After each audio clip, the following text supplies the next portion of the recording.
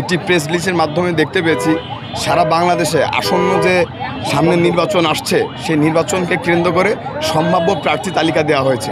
সেই সম্ভাব্য প্রার্থী তালিকাতে আমরা দেখতে পেলাম কুষ্টিয়া সদর 3 আসনে আলহাজ অধ্যক্ষ সোহরাবউদ্দিনের নাম নেই।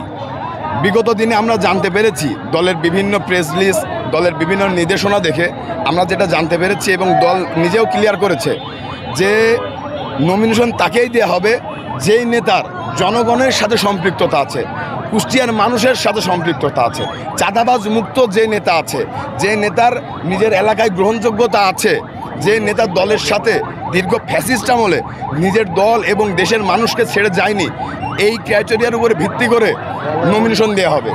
আমরা সেই ক্রাইটেরিয়ার উপরে ভিত্তি করে আমরা বুঝতে পারি কুষ্টিয়ার জনমানুষের যদি কোনো নেতা থাকে দীর্ঘ 17 বছর ফ্যাসিস্ট আমলে আমাদের যারা জনগণ আছে, দলীয় মানুষ আছে, দলীয় নেতৃকর্মী আছে, তাদের পাশে অতন্ত্র প্রহরীর মতো 111 থেকে শুরু করে 24-এর গণ অভ্যুত্থান পর্যন্ত একটি মাত্র নেতাকে আমরা দেখতে পেয়েছি, সোহরাবউদ্দিন। সময়ের দাবিতে আজকে আলহাজ অধ্যক্ষ সোহরাবউদ্দিন শুধুমাত্র আমাদের নেতাই নয়, কুষ্টিয়া সদর 3 আসনের প্রত্যেকটা মানুষের নেতা, মা বোনেদের নেতা।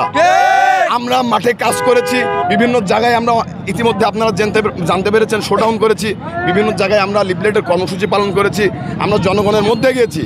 জনগণের মধ্যে একটা আতঙ্ক চলছে, একটা ক্ষোভ চলছে, তাদের মনের একটা ইচ্ছা, তারা 5 ওয়াক্ত নামাজ পড়তে বসে আল্লাহর কাছে দোয়া করে, আল্লাহ যদি এই কুষ্টিয়াতে শান্তি প্রতিষ্ঠা করতে হয়, জনগণের অধিকার প্রতিষ্ঠা করতে হয়, যদি গণতন্ত্র প্রতিষ্ঠা করতে হয়, আলহাজ অধ্যক্ষ সোহরাবউদ্দিনের বিকল্প আর কিছু নেই। জনাব তারেক রহমানের যে নির্দেশনা ছিল সেই নির্দেশনা সঠিকভাবে বাস্তবায়ন করা হোক।